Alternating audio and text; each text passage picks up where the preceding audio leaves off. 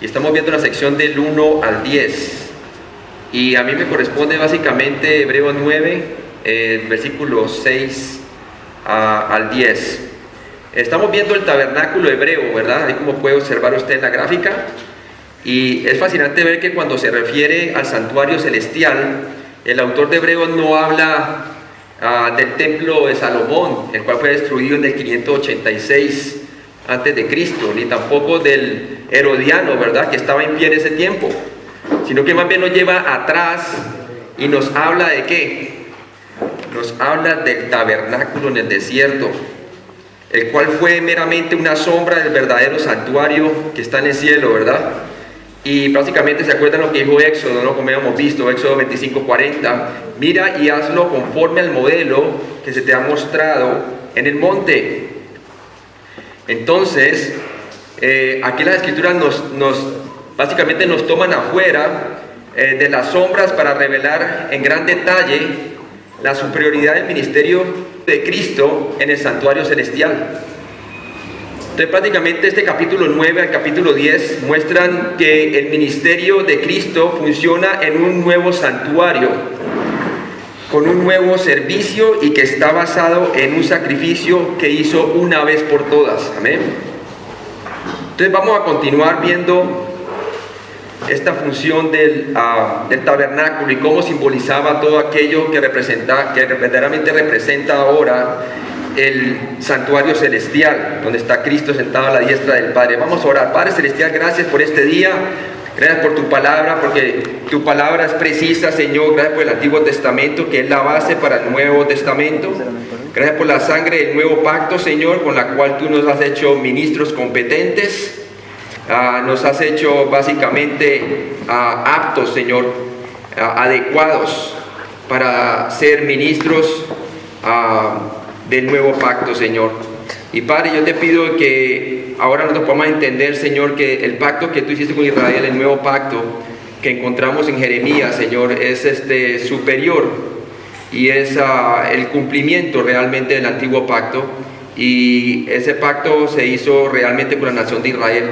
Pero gracias, Señor, por medio del Espíritu Santo, nosotros también podemos ser copartícipes, Señor, y podemos ministrar en aquel pacto, Señor, el cual fue otorgado exclusivamente a la nación de Israel, Señor. Gracias porque un día todo Israel será salvo, Señor, como dice tu palabra, vendrá de Sion el libertador, y entonces todo Israel será salvo, Señor. Y ahí serán cuando todos entraremos en el reino, Señor, y ellos serán los que son los recipientes del nuevo pacto, y nosotros vamos a servir con ellos, Señor, allí en el milenio, Señor. Por ahora enséñanos con tu palabra, ayúdanos a entender cómo el tabernáculo simbolizaba todo aquello que era celestial, Señor. En Cristo Jesús te lo pedimos. Amén. Entonces vamos al 9:5, hermanos, para retomar un poco. Dice, y sobre ella los querubines de gloria que cubrían el propiciatorio, de los cuales cosas no se pueden ahora hablar en detalle. Entonces vemos aquí que los querubines estaban en la tapa del propiciatorio, y básicamente ellos señalaban hacia la sangre, y esa sangre que el sumo sacerdote, el cual entraba una vez al año, la ofrecía primero por sí mismo y también por el pueblo. Entonces hacía que esa sangre cubriera el pecado de todo el pueblo y del sacerdocio hasta el próximo año, ¿verdad? Solamente podía cubrir el pecado, pero no la podía quitar. Entonces vamos a leerlo allí ya, en el 9:5 dice, por favor, hermano. Y sobre ella los querubines de gloria que cubrían el propiciatorio, las cuales cosas no se pueden ahora hablar en detalle. Finalmente había la tapa del arca del pacto que se llamaba el propiciatorio, y vemos muy claramente que ahora en la edad de la iglesia, pues básicamente vamos en Primera de Juan 1:2, por favor. Primera de Juan 1:2. Y ahora si leemos ahí en el capítulo 2, versículo 2, dice, y Él es la propiciación por nuestros pecados, y no solamente por los nuestros, sino también por los de todo el mundo. Entonces vemos muy claramente de que ese propiciatorio era donde se efectuaba, verdaderamente señalaba el camino hacia aquel que verdaderamente iba a quitar el pecado en medio por medio del derramamiento de su sangre, y ese fue Cristo Jesús. cuando pagó por todos nuestros pecados en la cruz y dijo, consumado es. Cosa que el sacerdocio levítico nunca podía pronunciar eso, y el sacerdote, sumo sacerdote, cuando entraba al lugar santísimo, ofrecía la sangre, nunca podía sentarse. Siempre hacía su oficio parado porque era interminable, era hombre imperfecto. En cambio Jesús, una vez pagó por nuestros pecados, resucitó y ascendió al cielo, se sentó a la diestra de Dios el Padre. Por lo tanto tenemos paz para con Dios. ¿Por medio de quién? De nuestro Señor Jesucristo. Leamos un poco acerca de ese propiciatorio en Éxodo 25-22 en el tabernáculo. Y de allí me declararé a ti y hablaré contigo sobre el propiciatorio, de entre los dos querubines que están sobre el arca del testimonio, todo lo que yo te mandare para los hijos de Israel. Es fascinante ver que estaban los dos querubines, se miraban el uno al otro y estaban en el medio del propiciatorio. Y vemos a Jesús, nuestro Salvador, cuando Él verdaderamente resucitó entre los muertos. Habían dos ángeles dando testimonio acerca de su resurrección, ¿no? Es interesante ver esa conexión allí.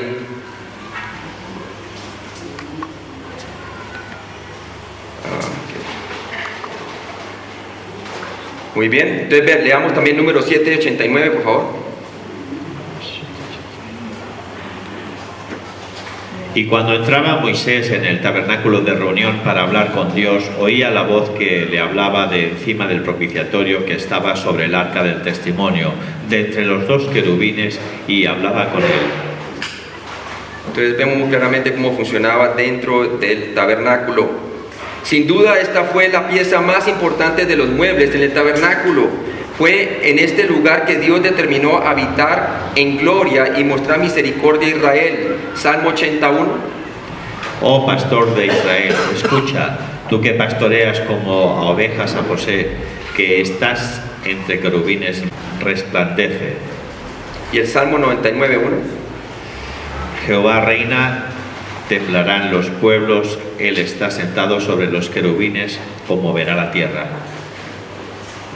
Adjunto a la tapa del arca habían dos estatuas de oro de querubines, ángeles, uno en cada extremo, uno frente al otro, con las alas extendidas hacia arriba sobre el arca. Éxodo 37, del 7 al 9. Hizo también los dos querubines de oro, labrados a martillo, en los dos extremos del propiciatorio, un querubín a un extremo y otro querubín al otro extremo. De una pieza con el propiciatorio hizo los querubines a sus dos extremos, y los querubines extendían sus alas por encima, cubriendo con sus alas el propiciatorio, y sus rostros, el uno frente al otro, miraba hacia el propiciatorio. Cuando las mujeres fueron a buscar hacia adentro de la tumba, ¿verdad? Y se encuentran con uno de los ángeles, le dice, ¿por qué buscáis entre los muertos al que vive, verdad? Y es sorprendente ver pues que la resurrección es el sello de la seguridad de que Jesús una vez por todas ha propiciado por nuestro pecado, ¿no? Y gloria a Dios por eso. Hebreos 9:5b, de los cuales cosas no se pueden ahora hablar en detalle. El autor concluyó que aunque estas cosas son importantes, este no era el momento de profundizar en ellas. Entonces, él continuó hablando acerca del tabernáculo hebreo. Y en esta porción de Hebreos 9, del 6 al 7, vemos que la obra sacrificial de Cristo fue que incomparablemente superior a los sacrificios del sacerdocio levítico, porque está basada en un nuevo pacto y porque opera en el santuario celestial. Entonces vamos a ver aquí en Hebreos 9, de 6 a 7, y lo siguiente. Por favor, lo pueden leer, hermano. Y así dispuestas estas cosas, en la primera parte del tabernáculo entran los sacerdotes continuamente para cumplir los oficios del culto. Pero en la segunda parte solo el sumo sacerdote una vez al año, no sin sangre, la cual ofrece por sí mismo y por los pecados de ignorancia del pueblo. Entonces vimos con John básicamente del versículo 1 al versículo 5. Vimos lo que había dentro del tabernáculo, su simbolismo de cada mueble y también de los panes de la proposición, ¿verdad? Y vimos esa descripción Ahora, nosotros tenemos que hacer nuestra pregunta: ¿qué era entonces lo que hacía que el tabernáculo hebreo fuera inferior al santuario celestial? Porque eso es lo que se está comparando, ¿no? El autor quiere llevar a la audiencia hebrea a ver que el santuario celestial es superior que el santuario terrenal. Y hemos visto hasta ahora que 2 respuestas de 5 puntos que quiere hacer acerca de cómo este tabernáculo hebreo era inferior al santuario celestial. Y número 1, la vieron con John, que era un santuario terrenal, ¿cierto? Era hecho por mano de hombre, como dice el versículo 11 de Hebreos 9:11, por favor. Pero estando ya presente Cristo, sumo sacerdote de los bienes venideros, por el más amplio y más perfecto tabernáculo, no hecho de manos, es decir, no de esta creación. Entonces sabemos que fue hecho de mano que el primer tabernáculo, en cambio el otro es hecho por la mano de Dios, entonces por eso era inferior. Número 2, también hemos visto como segunda respuesta de que el tabernáculo era inferior al santuario celestial, en que era tipo de algo mayor. Y lo vimos del versículo 2 al 5. Vimos que sus partes y sus muebles que escribió John, cada uno tenía un significado espiritual.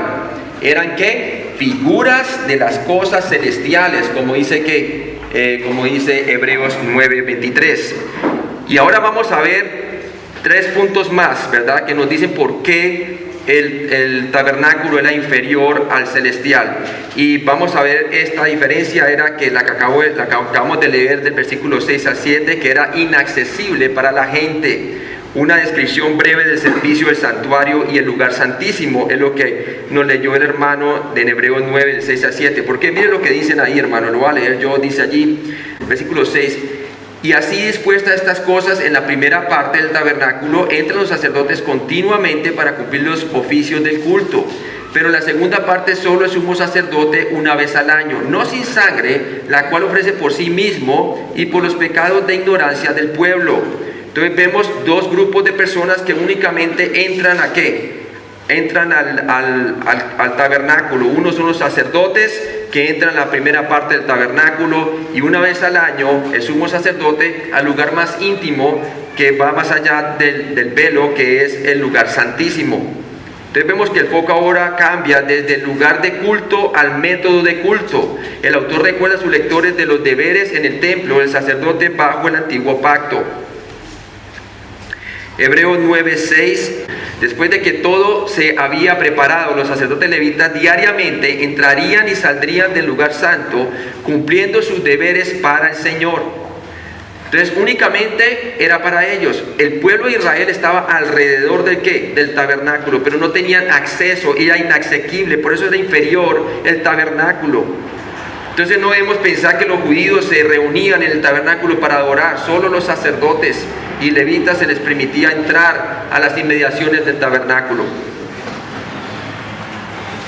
Sus funciones incluían recargar las lámparas, quemar el incienso y la sustitución de los panes de la proposición. La mayor parte del oficio involucraba la repetición de tareas diarias. Era continuo, totalmente, ¿verdad? Cada noche y mañana los sacerdotes, ¿qué hacían? Alistaban y encendían las lámparas para alumbrar perpetuamente. Tenían que mantenerlo constantemente alumbrando. Ellos participaban y reemplazaban los panes de cada sábado, y luego comían el pan antiguo, ¿cierto? Y luego quemaban el incienso, el cual representaba las oraciones del pueblo de Israel traídas ¿hacia dónde? Hacia Dios, ¿sí? Y vemos claramente pues que ahora en la dispensación de la iglesia estas oraciones, el quemar el incienso, representan las oraciones de los santos, como dice la palabra de Dios en Apocalipsis, ¿cierto? Las oraciones de los santos que suben al cielo. Entonces vemos aquí claramente, por lo menos en Éxodo 25:6, dice así, yo lo leo, dice: aceite para el alumbrado, especias para el aceite de la unción y para el incienso aromático. Éxodo 31 nos dice: harás también un altar para quemar el incienso, de madera de acacia lo harás. Entonces ese mueble estaba en el lugar santo y era un altar de madera, y de allí se quemaba el incienso y se llevaba para la oración de los santos, ¿verdad? El sacerdote lo llevaba. En Éxodo 30, del 7 al 8 nos describe: y Aarón quemará el incienso aromático sobre él, lo quemará cada mañana al preparar las lámparas, y cuando Aarón preparare las lámparas al atardecer quemará incienso. Habrá incienso perpetuo delante del Señor por todas vuestras generaciones. De esta manera los sacerdotes adoraban entonces ¿a quién? A Dios, ¿verdad? Acordémonos que los sacerdotes representaban a Dios ante el pueblo y el pueblo ante Dios. Ellos no tenían acceso, entonces por eso era inferior el tabernáculo, el oficio del tabernáculo terrenal hebreo comparado al tabernáculo celestial. Entonces vemos que su culto sacerdotal incluía una gran cantidad de mano de obra y no tanto la alabanza y oración como podríamos imaginar. Ahora nosotros en la dispensación de la iglesia, mire el acceso que tenemos, ¿verdad? Y miremos cómo nos podemos presentar directamente al Señor en Romanos 12:1, por favor. Así que, hermanos, os ruego por las misericordias de Dios, que presentéis vuestros cuerpos en sacrificio vivo, santo, agradable a Dios, que es vuestro culto racional.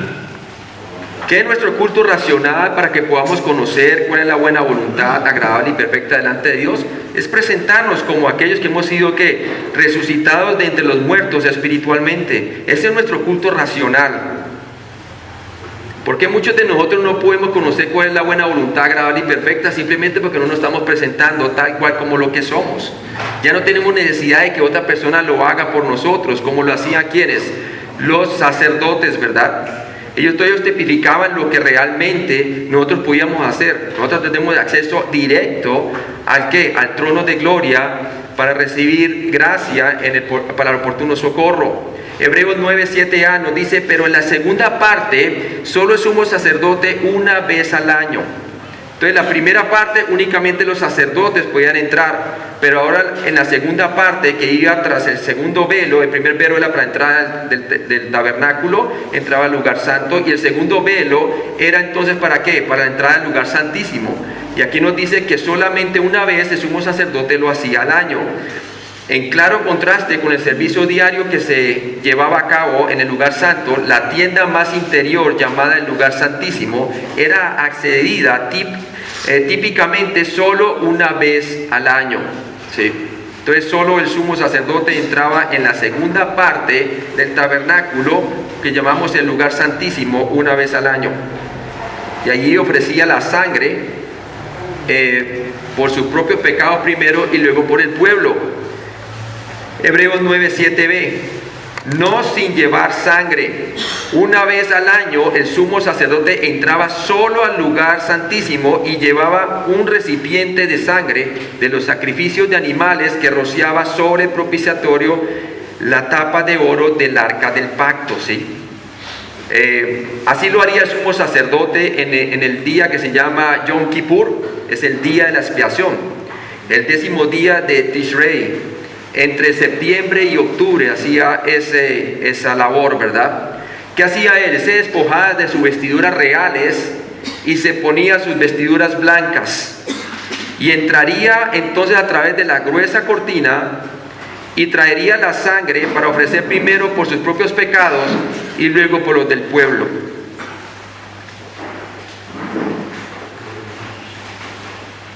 Hebreos 9:7c, la cual ofrece la ofrenda de sangre que se llevaba ante el Señor dentro del lugar santísimo, era cobertura para los pecados por dos razones. Primero, por sí mismo. La primera razón era para cubrir los pecados del sumo sacerdote.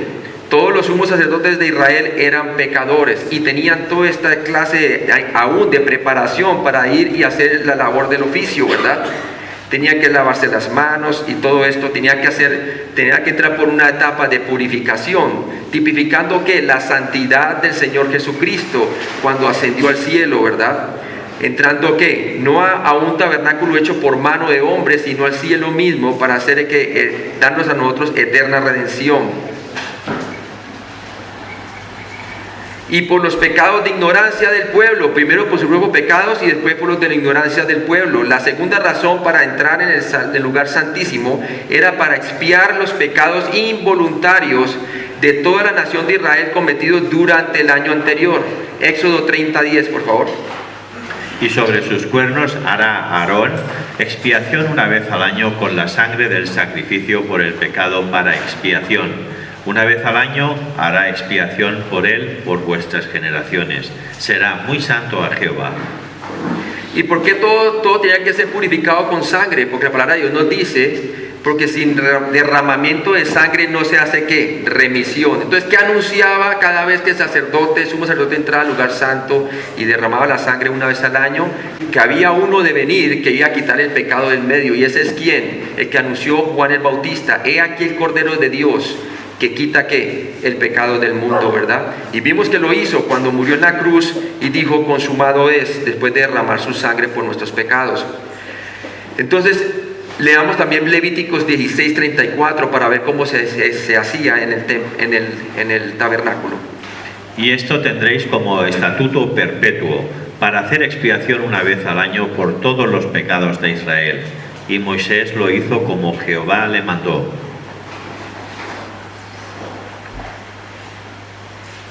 El concepto de la expiación tiene un doble significado. Veamos. El significado literal de la palabra es cubrir por encima. Los pecados fueron cubiertos o ocultos a la vista. ¿Por qué? Porque no podíamos pensar que la sangre de animales pudiera quitar el pecado de los hombres, ¿verdad? Solamente la sangre de Jesucristo, de aquella simiente que había de venir, ¿verdad? Anunciado en Génesis 3:15 y a través de los profetas y de la ley. El significado literal entonces lo vemos que era cubrir en ese tiempo, pero Cristo lo quitó de una vez de en medio, ¿verdad? El pecado. ¿Cómo? Perdonándonos todos los pecados. La expiación también tuvo la idea del apaciguamiento de la ira de Dios. La ira justa de Dios era apaciguada en el propiciatorio porque la sangre cubría los pecados de ignorancia del pueblo por un año, ¿sí? Y también de los sacerdotes. Entonces cubría, ¿esperando qué? Esperando a que viniera ¿quién? El Señor Jesucristo y quitara de una vez por todas el pecado, dándonos realmente paz para con Dios una vez y perpetuamente, ¿verdad?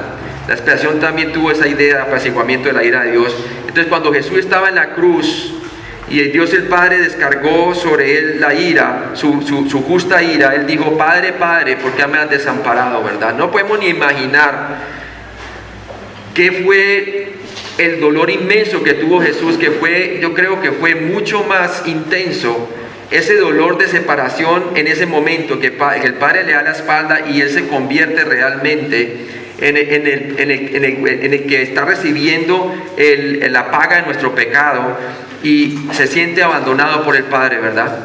Yo creo que ese fue el dolor mucho más grande que el dolor físico de su sufrimiento en la cruz. Fue ese en ese momento. Dice para Dios que hubo tinieblas sobre toda la tierra, quiere decir desde las 12 del día hasta las 3 de la tarde. Tremendo, ¿no? Y también hubo un gran terremoto, o sea que realmente no podemos ni imaginarnos la magnitud de la redención cuando el Señor estaba redimiendo las cosas del cielo con las de la tierra y de la tierra con el cielo, ¿verdad? Porque acuérdense que hasta la tierra tenía que ser ¿qué? Tenía que ser redimida, ¿cierto? Y vemos claramente cómo se manifestó a través de un terremoto, todo eso, ¿no? El pecado afectó no solamente al hombre, sino a todo. Ahora veamos el tabernáculo, hermanos. En Hebreos 9, 1 al 10 nos describe allí para lo que hemos visto hasta ahora. Vemos que la primera parte del tabernáculo a la entrada se llama el lugar santo, ¿sí? Ahí es donde entraban los sacerdotes. El pueblo no tenía ningún acceso y por eso era inferior el tabernáculo a lo que tenemos ahora nosotros, acceso directo al Señor, ¿verdad? Todos nosotros. Ellos tenían que tener mediadores y tenían los sacerdotes y ellos entraban al lugar santo y el lugar santo tenía un velo. Ese era el lugar de entrada y a través de ese velo los sacerdotes entraban diariamente a hacer su oficio. Allí se encontraban entonces los muebles como el candelabro, que era totalmente de oro macizo, ¿sí? Tiene también la mesa de los panes de la proposición y también el incensario. Y es fascinante ver que hoy en día Israel está preparando todos esos elementos, y algunos de ellos lo tienen listo, el candelabro, para la reconstrucción del templo, ¿verdad? Y luego tenemos la segunda parte, o la segunda habitación, que es la habitación más íntima, que era el lugar santísimo. Entonces vemos cómo todo esto era figura de lo que había de venir, ¿verdad? El lugar santísimo. Y ese lugar santísimo tenía un velo grueso que lo separaba del lugar santo, y ese lugar solamente el sumo sacerdote podía entrar una vez al año, y como lo vimos, para ofrecer primero, y eso que tenía que venir con sangre, ¿cierto? Para ofrecer que primero por sus propios pecados, propiciación por sus propios pecados, y también por los del pueblo de ignorancia, los pecados de ignorancia. Y eso lo hacía sobre el arca del pacto, que tenía una tapa, y esa tapa tenía los dos querubines que se estaban mirando, y ahí sobre eso él derramaba la sangre. Ahora veamos lo que dice Hebreos 9 del 8 al 10, hermano, por favor.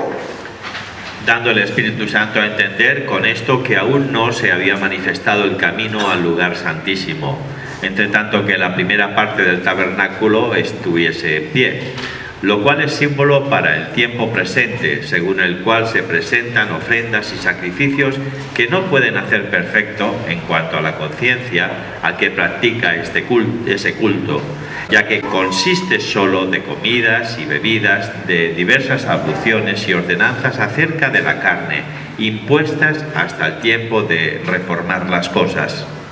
Entonces vemos que el camino a Dios estaba restringido, siempre y cuando estuviera levantado este primer velo, ¿verdad? Y estuviera levantado. Entonces el camino de Dios estaba restringido. El antiguo pacto no permitió el acceso directo a Dios.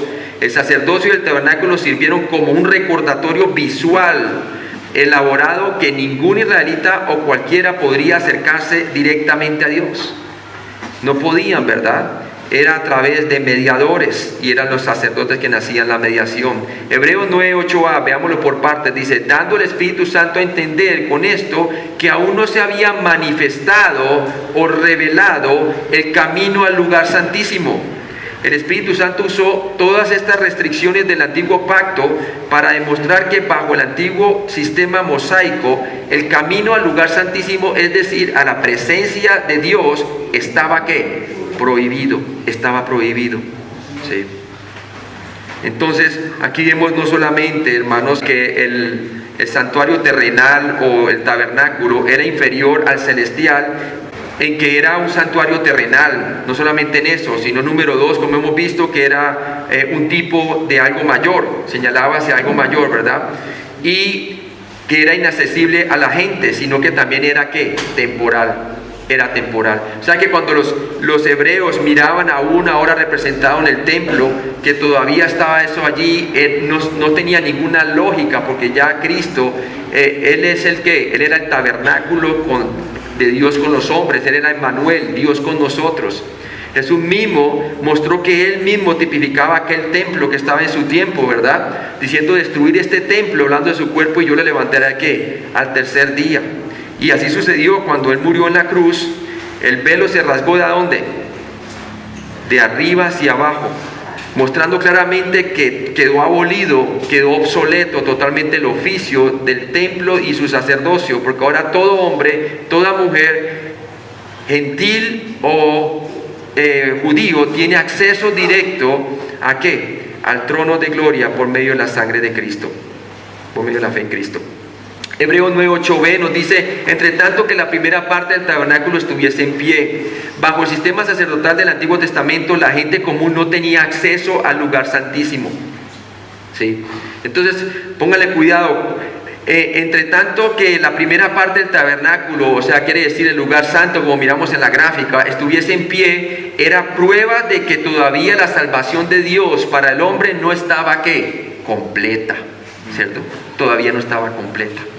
El lugar santo estaba como barrera entre el pueblo y el lugar santísimo.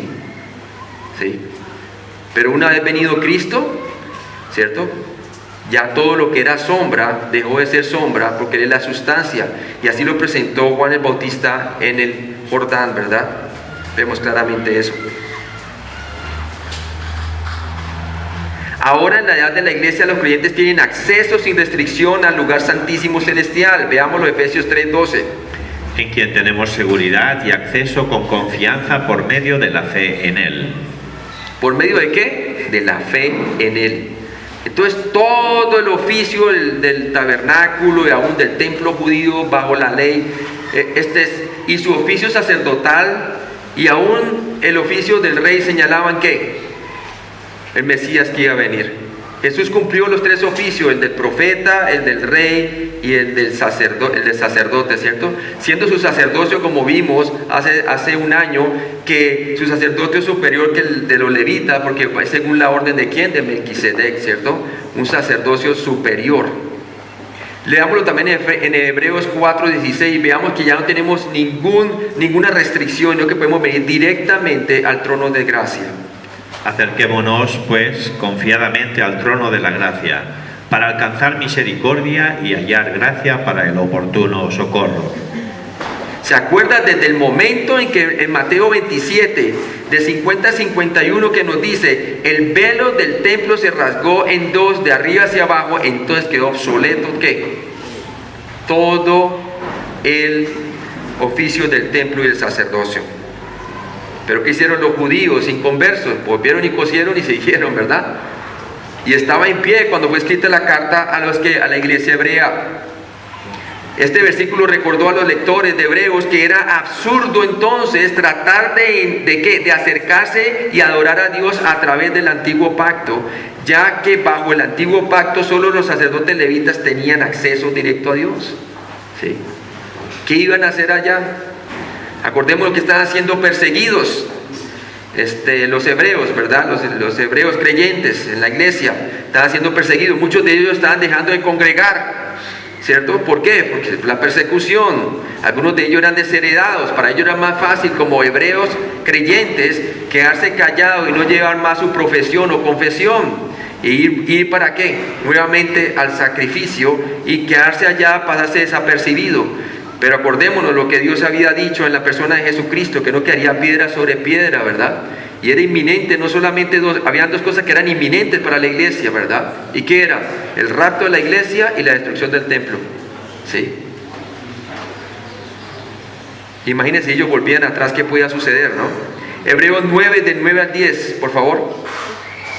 Lo cual es símbolo para el tiempo presente, según el cual se presentan ofrendas y sacrificios que no pueden hacer perfecto en cuanto a la conciencia al que practica ese culto, ya que consiste solo de comidas y bebidas y diversas abluciones y ordenanzas acerca de la carne, impuestas hasta el tiempo de reformar las cosas.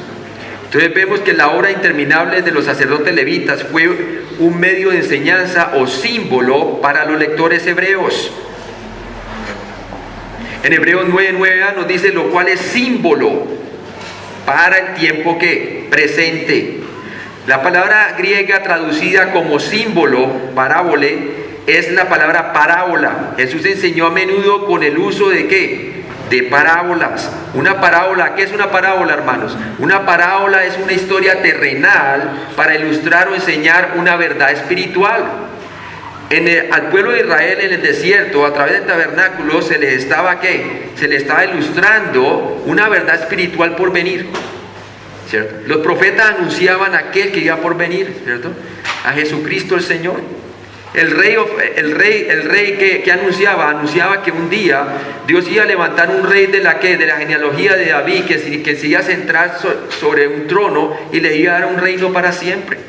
Y el sacerdocio levítico, junto con el sumo sacerdote, que ilustraban claramente que había venir uno que iba a mediar perpetuamente por los suyos y que iba a entrar al lugar no hecho de mano terrenal, ¿cierto? El santuario terrenal, el tabernáculo, sino al cielo mismo, Jesucristo el Señor. ¿Se acuerdan lo que el Señor dijo en Juan capítulo 14? Vamos allí, por favor. Juan 14, voy allí, yo lo veo y lo hablo. Juan 14.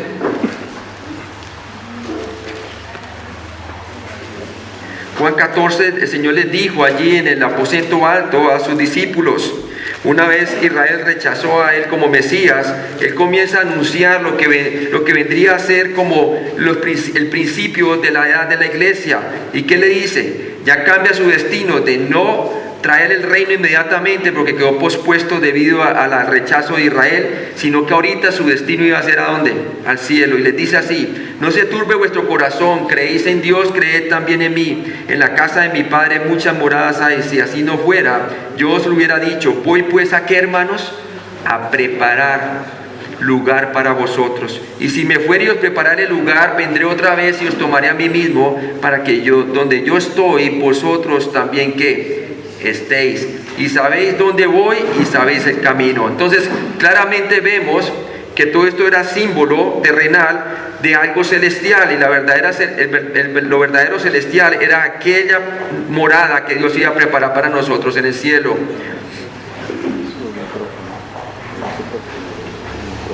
El Espíritu Santo usó el tabernáculo con todas sus actividades sacerdotales como una ayuda visual para los destinatarios de la carta de Hebreos.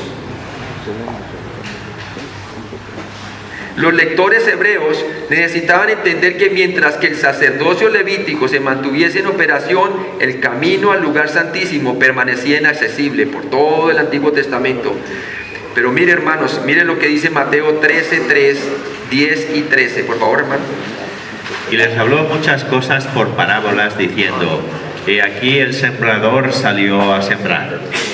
Entonces, acercándose los discípulos, le dijeron: ¿por qué les hablas por parábolas? Por eso les hablo por parábolas, porque viendo no ven, y oyendo no oyen, ni entienden. Ni entienden, ¿verdad? ¿Qué pasó? La nación de Israel en Mateo capítulo 12 había rechazado al Mesías, se había atribuido que Jesús había echado fuera un demonio en el nombre del príncipe de los demonios, Belcebú. Y esa fue la blasfemia del Espíritu Santo, y desde entonces Jesús ya no les hablaba abiertamente, ¿cierto? E inmediatamente él comenzó a anunciar las parábolas, el discurso de las parábolas. ¿Para qué? Para mostrarle que eran como un juicio a Israel, ¿cierto? Y esto, lo que acabo de leer el hermano, dice allí: por eso les hablo en parábolas, porque viendo no ven y oyendo no oyen ni entienden. Y hasta el día en que los hebreos fue escrita esa carta, ellos seguían sin entender, ¿verdad? ¿Por qué? Por su dureza de corazón. Pero ¿qué nos dijo el Señor? Bienaventurados vuestros ojos porque ven y vuestros oídos porque escuchan, ¿cierto? Y el Señor le explicó las parábolas, y en la primera parábola del capítulo 13 acerca de la parábola del sembrador, el primer terreno simboliza el rechazo de la nación de Israel. Cayó ahí sobre un terreno duro, ¿verdad? Llegaron los pájaros y se la comieron. Llega Satanás, el enemigo, y quita la semilla, ¿verdad? Y eso fue lo que realmente, cómo reaccionaron ellos, ¿cierto? El problema no estaba ni en la semilla ni en el sembrador, sino que en el corazón de ellos de incredulidad. Hebreos 9:9b, según el cual se presentan ofrendas y sacrificios que no pueden hacer perfecto en cuanto a la conciencia al que practica ese culto. ¿Por qué el camino al lugar santísimo fue inaccesible bajo el sacerdocio levítico? ¿Sabe por qué? Porque su ministerio era ¿qué? Era externo y no interno. Era externo y no interno. ¿Se acuerda que todo primer hijo al 8º día tenía que ser circuncidado de los hijos de Israel? ¿Se acuerdan? Eso simbolizaba la circuncisión que Dios iba a hacer del corazón, ¿verdad? Y lo vemos muy claramente que en Colosenses, que esa circuncisión se llevó a cabo desde el momento en que nosotros ponemos nuestra fe en Jesucristo, ¿verdad? Vamos un momentico a Colosenses capítulo 2, versículo 11, por favor. Veamos cómo una sombra del Antiguo Testamento vino a ser sustancia en el Nuevo Testamento. Todo eso tipificaba, era algo externo, pero que no podía reformar el corazón de las personas. Pero el Espíritu Santo, por medio de ¿qué? De una de las provisiones que tenemos nosotros, la iglesia del Nuevo Pacto, sí logró hacer aquella cosa que el sacerdocio levítico y la operación, toda la ley no pudo cumplir. Pero señalaba, ¿no? Y lo vemos en Colosenses capítulo 2, versículo 11. Dice allí: en él también fuisteis ¿qué? Circuncidados, no con circuncisión no con circuncisión no hecha a mano, al echar de vosotros el cuerpo pecaminoso carnal en la circuncisión de Cristo, sepultados con Él en el bautismo, en el cual fuisteis también que resucitados con Él mediante la fe en el poder de Dios que le levantó ¿de qué? De los muertos. Dice allí, y a vosotros estando muertos en pecados, en la incircuncisión de vuestra carne, os dio vida, ¿qué? Juntamente con Él, perdonándonos, ¿qué? Todos los pecados. Entonces el tabernáculo anunciaba cuando entraba el sumo sacerdote al lugar santísimo, que los pecados quedaban solamente cubiertos, ¿cierto? Cubiertos por un año. Pero todo eso anunciaba, y la circuncisión era una señal dada a los hijos de Israel para hacerlos distinguir que eran el pueblo separado hacia quién, a Dios, santificados hacia el Dios verdadero, ¿verdad? Pero obviamente la circuncisión no sirve de nada sino la que viene de qué, del corazón, ¿verdad? Cuando uno que cree en el Señor Jesucristo. Entonces, por lo menos en la iglesia de Galacia tenían ese problema, ¿verdad? Estaban obligando a los nuevos creyentes que eran gentiles, que tenían que circuncidarse. Y Pablo llega y los exhorta en contra de eso, ¿verdad? El legalismo, hermano. Así como la iglesia hebrea estaba con esa tendencia de querer volver atrás, hermano. Muchas iglesias quieren volver nuevamente a la ley, ¿verdad? A la ley mosaica. Y eso no debe ser así, hermano, ¿sí? Entonces vemos muy claramente que la quinta respuesta que hacía del tabernáculo fuera inferior al celestial era que era un ministerio solamente externo, ¿cierto? Era externo y no interno. Mientras ya ha venido Cristo y por medio del don del Espíritu Santo puede hacer una transformación interna, ¿cierto? Una transformación interna en el corazón del hombre. Dice la palabra de Dios, si alguno está en Cristo, nueva ¿qué? Criatura es. Las cosas viejas pasaron y aquí todas son hechas nuevas, ¿sí? Ha habido una nueva transformación, es una nueva criatura, ¿sí? Hemos muerto al pecado y estamos vivos para con Dios en Cristo Jesús, nos dice ahí Romanos 6:11, ¿verdad?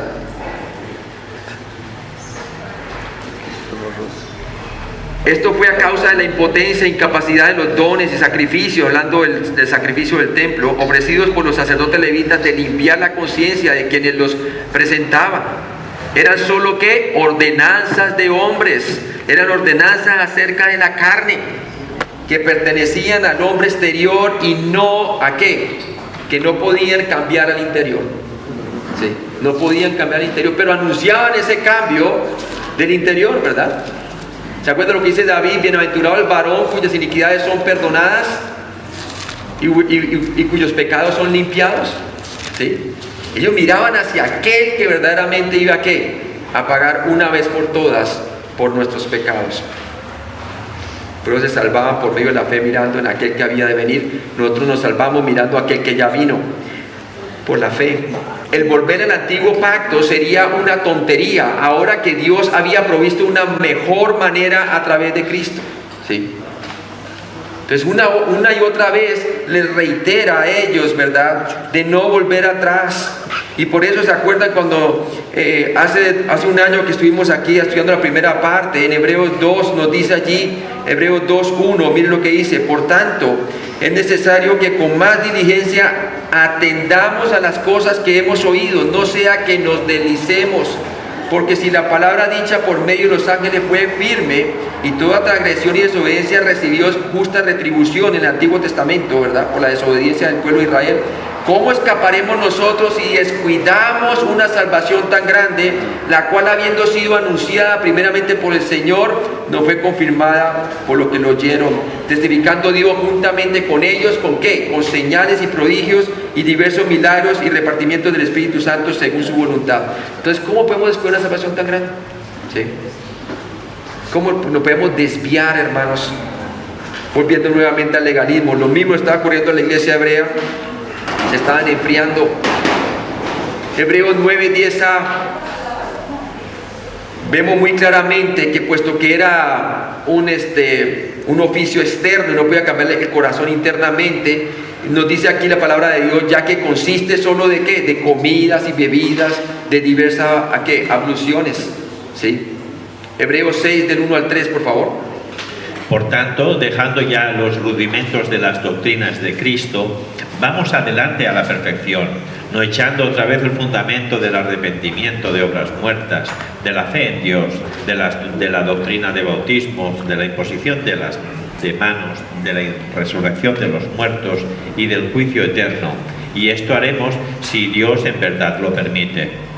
Entonces ellos no dirían de qué, de quedarse allí, sino de ir adelante, ¿verdad?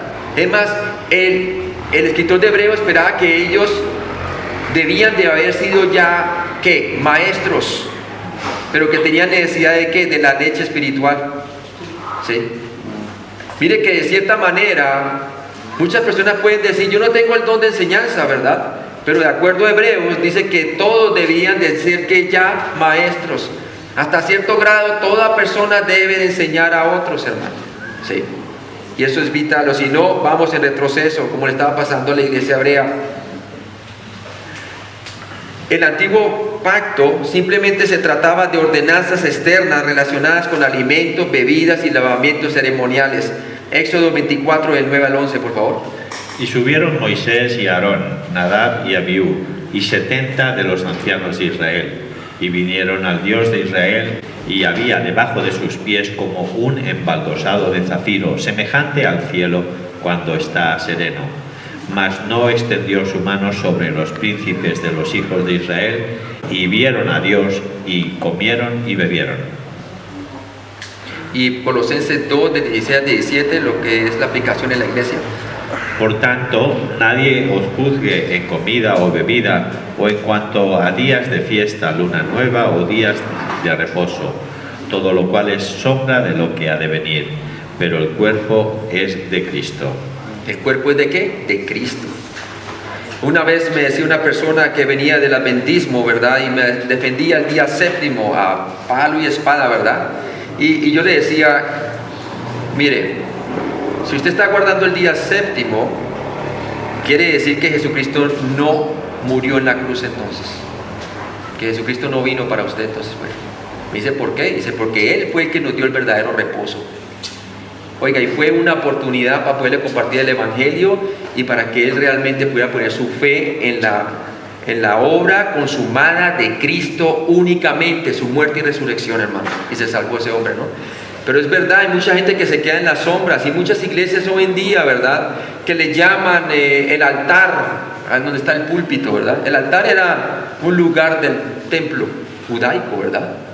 El altar no es ninguna cosa física ahora en la edad de la iglesia. La edad de la iglesia es un cuerpo espiritual, hermano. Todos los que hemos sido bautizados en su espíritu y estando juntos conformamos la iglesia, ¿sí? Entonces es tremendo, ¿verdad? También el legalismo en las iglesias, ¿sí?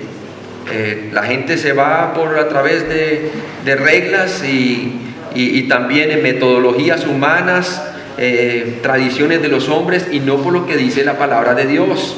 Todo esto era sombras y ya su consumación vinieron en Jesucristo.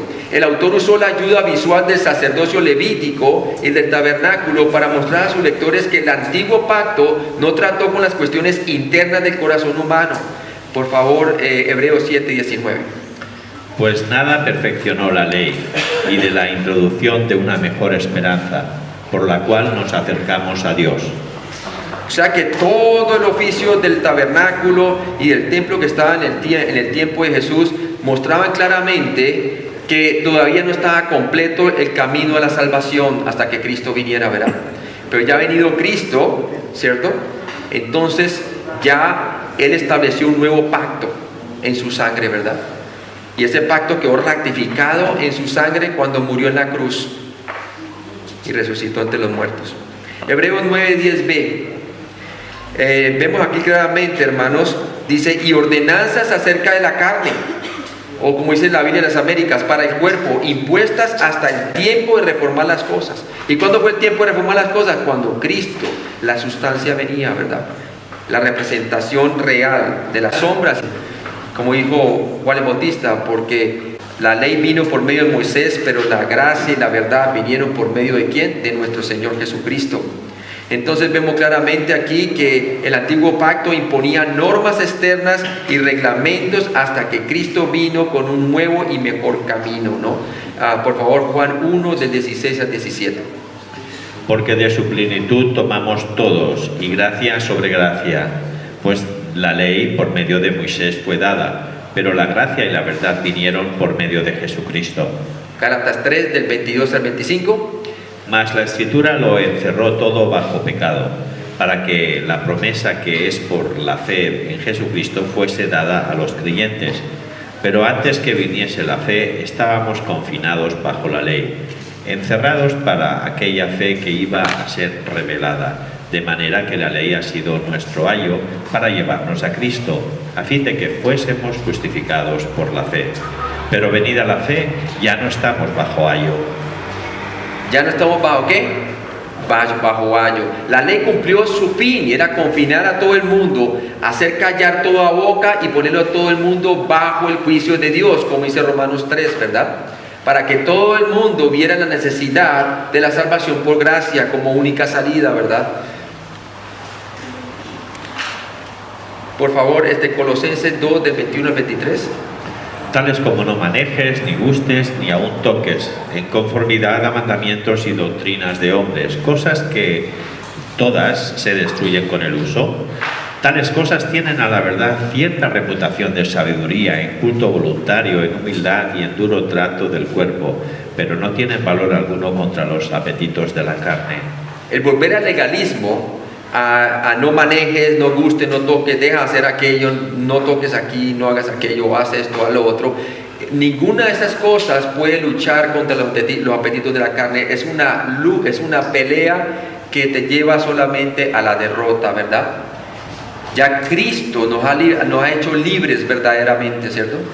La palabra de Dios dice, y conoceréis la verdad y la verdad os hará libres. Cristo es el quien murió por nosotros y se levantó de los muertos, y nosotros estamos juntamente crucificados con Él, fuimos co-crucificados con Él. ¿Para qué? Para que el cuerpo del pecado ya no tenga que reinar sobre nosotros, no tenga que hacerse rey, hermano. Ya ha habido una circuncisión hecha no por mano de hombre, que era la que simbolizaba el tabernáculo y el templo, el oficio, sino por ¿quién? Por el Espíritu de Dios, interna del corazón. De tal manera que ahora nosotros nos podemos presentar como vivos entre los muertos. ¿Para qué? Porque ese es nuestro culto racional, ¿sí? Y podemos conocer cuál es la voluntad de Dios agradable y perfecta. Muy bien con eso, ¿no? Entonces hemos visto, hermanos, 5 respuestas que hacían que el tabernáculo fuera inferior. La primera vimos que era un santuario terrenal hecho por mano de hombre, ¿cierto? Mientras el tabernáculo celestial hecho por Dios mismo. Era un tipo de algo mayor. Todo eso simbolizaba, todos los muebles del tabernáculo y aún del templo tipificaban aquello que Cristo iba a hacer por nosotros, ¿sí? Y también vemos que también era inaccesible, número 3, para la gente. Solamente podían entrar ¿quiénes? Los sacerdotes a la primera parte del lugar santo, y el sumo sacerdote una vez al año para hacer mediación con el pueblo en el lugar santísimo. Entonces ¿era qué? Era inaccesible para la gente. Y gloria a Dios ahora, hermanos, como dice la palabra de Dios, ha caído ¿qué? Como dice en el libro de Colosenses y también Efesios, básicamente están hablando de que ha caído el muro de división que había, ¿verdad? En el oficio del templo, las mujeres, los hombres podían entrar más cerca y las mujeres un poco más atrás. Y aún esas las mujeres judías, pero si los gentiles ni siquiera tenían que estar alrededor del templo afuera. Y había otro muro que los separaba, muro exterior. Pero una vez venido Cristo, todos los muros cayeron. Y Dios hizo un solo cuerpo espiritual, que es la iglesia, amén. ¿Por la fe en quién? En Jesucristo. O sea que ya no hay judío, ni gentil, ni mujer, ni hombre, sino que ¿qué? Que todos somos uno en quién? En Cristo Jesús, ¿verdad? ¿Por qué volver nuevamente a los rudimentos de la ley, lo cual era sombra, no? Vamos a orar. Padre Celestial, gracias. Gracias por la obra completa, consumada y perfecta de Cristo en Jesús en la cruz. Gracias porque Él es nuestro perfecto mediador. Gracias porque Él ahora está haciendo intersección por nosotros los santos a la diestra del Padre. Gracias porque tenemos acceso al trono de gloria para conseguir gracia en el momento oportuno, Señor. Gracias porque no necesitamos de ningún otro mediador. Tenemos comunión, nuestra comunión es con el Padre por medio de nuestro Señor Jesucristo. Padre, ayúdanos a caminar y a depender por la fe, Señor. La misma fe que nos salvó en la justificación es la misma fe que nos empodera en nuestra santificación, hasta que nosotros podamos entonces alcanzar a todos a tener la plenitud, una vida plena en Cristo, Señor, como tú dices. Yo he venido para que tengan vida y vida en abundancia, Señor, para que todos tomemos gracia sobre gracia, Señor. Padre, yo te pido que si hay alguna persona que está dependiendo de las obras de la ley, Señor, nuevamente, que se dé cuenta que ya todo eso, Señor, ha quedado obsoleto, y que nada de eso, de lo que él pueda observar, puede luchar o puede contrarrestar contra los desesperantes apetitos de la carne, Señor. Únicamente el presentarnos delante de ti, Señor, como sacrificio vivo que ya somos, es nuestro sacrificio racional, es lo racional que todo creyente debe hacer para experimentar la buena voluntad de Dios agradable y perfecta, Señor.